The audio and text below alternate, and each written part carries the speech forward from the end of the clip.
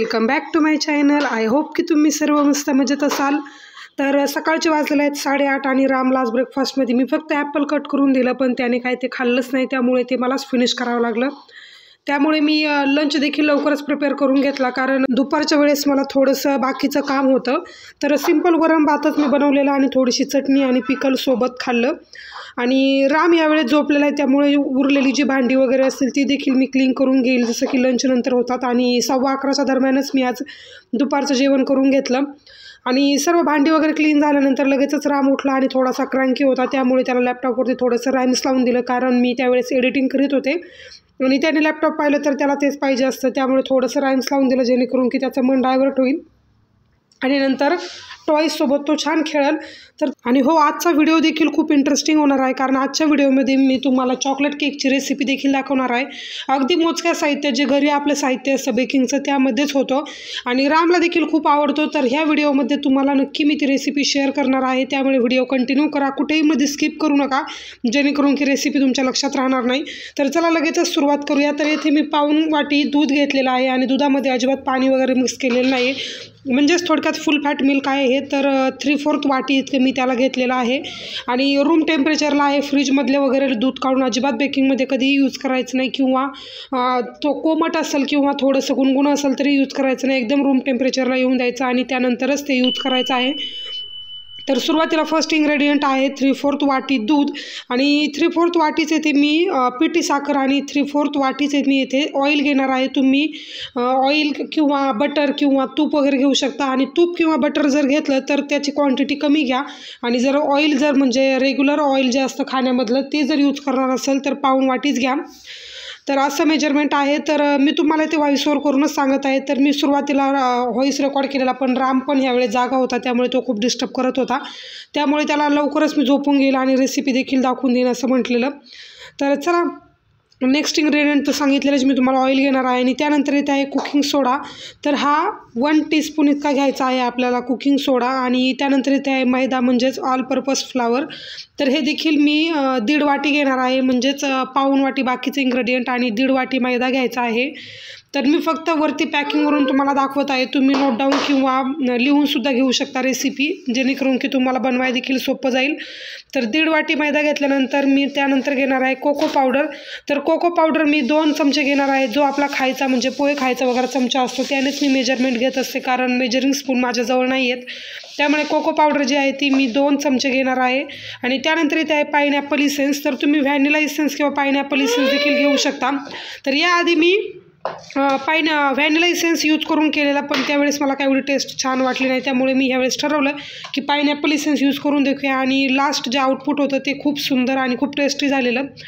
आणि त्यानंतर इथे घेणार आहे बेकिंग पावडर। तर जेवढा आपण कुकिंग सोडा घेतलेला आहे 1 टीस्पून, त्यापेक्षा थोडंसं जास्त आपल्याला बेकिंग पावडर घ्यायचं आहे, म्हणजे 1 टेबलस्पून इतकं बेकिंग पावडर घ्यायची आहे। आणि त्यानंतर ही आहे पिठी साखर, जसं की मी तुम्हाला सांगितलं 3/4 वाटी किंवा पाऊण वाटी तुम्हाला पिठी साखर घ्यायची आहे, आणि तुमच्या आवडीनुसार घ्या। तर तुम्हाला जास्त गोड आवडत असेल तर तुम्ही त्याची क्वांटिटी वाढवा, आणि जर कमी वाटत असेल किंवा कमी गोड आवडत असेल तर कमी करा, अशा प्रकारे।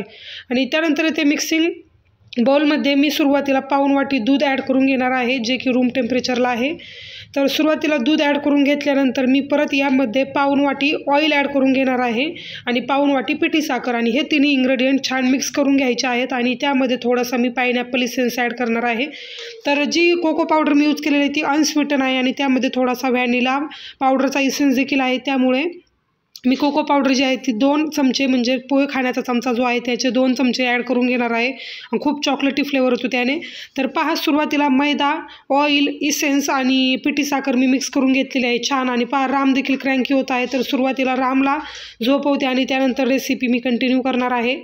त्यानंतर इथे चाळणी घेतलेली आहे आणि त्यामध्ये मी 1.5 वाटी मैदा ॲड करून घेणार आहे। तर तुम्हाला दिसताना 1च वाटी दिसत आहे, पण ती क्लिप माझ्याकडून मिस झालेली आहे, त्यामुळे तुम्हाला दिसत नाही आहे। तर 1.5 वाटी मैदा घ्यायचा आहे तुम्ही, आणि नंतर 2 चमचे कोको पावडर घ्यायची, आणि 1 टीस्पून कुकिंग सोडा आणि 1 टेबलस्पून कुकिंग पावडर घ्यायची आहे। तर अशा प्रकारे सर्व चाळणीतून मी मिक्स करून घेणार आहे। आणि कोणती बेकिंगची प्रोसेस करत असताना ती चाळणीमधूनच करा चाळून। तर कधी कधी मी नाही करत, कारण स्किप करते, म्हणजे की राम वगैरे त्रास देत असेल तर पटकन करून बनवते, पण रामला झोपवल्यामुळे माझ्याकडे जास्तीत जास्त वेळ होता, त्यामुळे मी प्रॉपर रेसिपी फॉलो करत आहे, जेणेकरून तुम्हाला करायला देखील सोपं जाईल. तर वेट इन्ग्रेडियंटमध्ये मी सर्व ड्राय इन्ग्रेडियंट मिक्स करून घेतलेले आहे आणि छान आता मिक्स करून घेणार आहे विक्सच्या साहाय्याने. तर एकाच डायरेक्शननी असं स्लो मोशनमध्ये त्याला मिक्स करून घ्या. तर पहा पूर्ण डो तयार झालेला आहे आणि बटर पेपर लावून जसं की मी तुम्हाला नेहमी दाखवते पॅनमध्ये मी ट्रान्सफर करून घेतलेला आहे आणि त्यावरती ट्रुटी फ्रुटी ॲड करून दिलेला आहे. तर तुम्ही इतर काही अक्रोड वगैरे असेल तर ते सुद्धा ॲड करू शकता. आणि ही जी रेसिपी आहे ती म्हणजे मी जे रील्स पाहत होते इन्स्टाचे त्यावरती मला दिसलेली, तर म्हटलं असं ट्राय करून पाहूयात आणि इतकी छान झाली आणि रामला देखील आवडली. आणि पहा बेकिंग प्रोसेस तुम्ही कशी करायची हे माझ्या आधीच्या व्हिडिओमध्ये पाहू शकता, जसं की बटर पेपर वगैरे लावून तुम्हाला इझी जाईल, जे की मी आधीच्या खूप त्या व्हिडिओमध्ये दाखवलेलं आहे. तर पहा छान कट झालेला आहे आणि याला मी पेस्ट्री साईजमध्ये कट करून घेईल, जेणेकरून की रामला खायला इझी होऊन जाईल.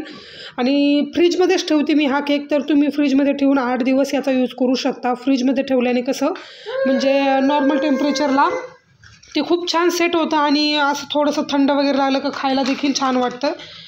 तर पाक असा स्पॉन्ज रेडी झालेला आहे आणि एकदम स्वीट आणि साखर वगैरे एकदम छान झालेली होती. आणि त्यानंतर आता इव्हिनिंगमध्ये आलेलो आहोत आणि रामला एक पीस मी सुरुवातीला दिलेला, त्याने तेवढा देखील फिनिश केला आणि पाणी हाफ ग्लास आणलेलं, तर तेवढा फिनिश करून मी परत त्याच्यासाठी अजून घेऊन आले. तर असं आजचं रुटीन होतं सिम्पल. तर आय होप की तुम्हाला आजचं रुटीन पाहायला आवडलं असेल आणि सिम्पल रेसिपी देखील मी तुमच्याबरोबर शेअर केली, ती देखील तुम्हाला करायला आवडली असेल आणि पाहायला देखील आवडली असेल. तर तुम्ही नक्की ट्राय करून पहा, खूप छान झालेली. आणि रामला मी सतत खाऊ घालत असते असे केक वगैरे बनवून. बाहेरचे मी सुरुवातीला मफिन्स घालायचे, पण आता मी पूर्ण स्किप केलेले आहेत ते. आणि त्याला देखील आता होममेड रेसिपी आवडायला लागलेल्या आहेत आणि आम्ही जे खातो त्यामध्ये तो जास्तीत जास्त इंटरेस्ट दाखवत आहे. पहा सुरुवातीचा पीस त्याने फिनिश केलेला, तर नेक्स्ट पीस मी त्याच्यासाठी परत घेऊन आलेले आणि इव्हिनिंगचा एन्जॉय घेत छान आम्ही दोघेही बाहेर बसलेलो गॅलरीमध्ये. आणि रामला थोड्या वेळ मी बाहेर बसवते, कारण कधी रोज रोज बाहेर घेऊन जाणं पॉसिबल होत नाही. त्यानंतर आत येऊन दिवाबत्ती वगैरे केली आणि डायरेक्टली मी डिनरचं प्रिपरेशन करणार आहे. पण आज फक्त माझ्यासाठीच मला जेवण बनवायचं होतं, कारण हे त्यांच्या फ्रेंडच्या लग्नासाठी गेलेले आणि तिकडूनच जेवण करून येणार होते, त्यामुळे मला काय खूप टाईम होता माझ्याजवळ. त्यामुळे थोडासा रामला विरंगुळा भेटावा म्हणून शूज मी त्याला काल बाहेर घेऊन गेलेली आणि बाहेरच होते, तर त्याने पाहिले आणि घालण्यासाठी त्याने हट्ट केला, तर मी त्याला घालून असंच थोडीशी वॉकिंगची प्रॅक्टिस करत होते. तर असंच माझं डेलीचं बिझी रुटीन असतं आणि मला माझ्यासाठी असा खूप कमी वेळ भेटतो की ज्या वेळेस मी माझ्यासाठी काहीतरी करू शकेल. तर हेच ते रिझन आहे की मी स्वतःला इतकं बिझी करून घेतलेलं आहे की कोणी मला काही बोललं किंवा मला निराश करण्याचा प्रयत्न केला किंवा दुःखी करण्याचा प्रयत्न केला कोणत्याही वेळी, तर मी अजिबात नाराज किंवा दुःखी होत नाही, कारण मला तेवढा वेळच नसतो की कोणी काय बोलतं यावरती जास्त विचार किंवा ओव्हर थिंकिंग करण्यासाठी. तर ही एकच मेजर गोष्ट माझ्यामध्ये चांगली आहे, मला असं वाटतं की मी अजिबात नाराज किंवा दुःखी होत नाही आणि मला तेवढा वेळही भेटत नाही की ह्या सर्व गोष्टीचा मी विचार करत बसू. आणि काही असे लोक असतात की जे आपल्याला डायरेक्टली किंवा इनडायरेक्टली आपल्याला निराश किंवा दुःखी करण्याचा प्रयत्न करतात, पण जस्ट इग्नोर देम आणि तुम्ही तुमचं काम करत राहा. तुम्हाला स्वतःला इतकं बिझी करून घ्या की जे बोलण्याचा प्रयत्न करत आहेत तुम्हाला निराश करण्याचा, ते तुमच्या लक्षात राहणारही नाही आणि तुम्हाला तेवढा वेळही भेटणार नाही, असं आहे माझं. तर आय होप की तुम्हाला माझा हा विचार आवडला असेल. आणि त्यानंतर येते डिनरच्या प्रिपरेशनमध्ये मी सिम्पल हरभऱ्याची जी भाजी असते आपली ती बनवलेली, थोडीशी टॉमॅटोची ग्रेव्ही वगैरे बनवून आणि थोडीशीच बनवलेली, कारण मला देखील केक खाल्लेला होता आणि एवढी काही भूक वगैरे नव्हती. तर त्यानंतर माझ्यासाठी छान बाजरीची भाकरी बनवली, त्यानंतर कांदा पिकल आणि सोबत रामला भाकरी घालत मी डिनर करून घेतला. आणि रामसाठी ओट्स बनवलेलं मी ह्या वेळेस, पण त्याने काय ओट्स वगैरे खाल्लं नाही, त्यामुळे माझ्यासोबतच त्याने भाकरी खाल्ली छान.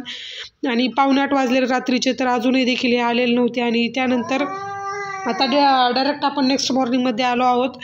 तर रामला जसं की पाहिलं मी काल राईम्स लावून दिले होते आणि त्याने आज देखील हट्ट पकडला, कारण लॅपटॉपवरतीच ठेवते, चार्ज वगैरे करावं लागतं एडिटिंगसाठी मला. तर थोड्या वेळ त्याला देखील दिलं आणि वॉकरसोबत तो आता बसण्यासाठी नकार देतो मला मोस्ट ऑफ टाईम, तर त्याला असंच फिरायचं असतं घेऊन. आणि मला असं वाटतं की छान आहे, त्याला देखील वॉकिंगची म्हणजे त्याची प्रॅक्टिस. तर चला मंडळी, आजचा हा व्लॉग मी इथेच एंड करते. आय होप की तुम्हाला आजचा हा व्लॉग पाहायला आवडला असेल. तर असे छान छान व्हिडिओज आणि व्लॉग पाहण्यासाठी आपल्या चॅनलला नक्की सबस्क्राईब करा. भेटूयात नेक्स्ट व्लॉगमध्ये, तोपर्यंत सर्वांनी काळजी घ्या. Bye bye, take care.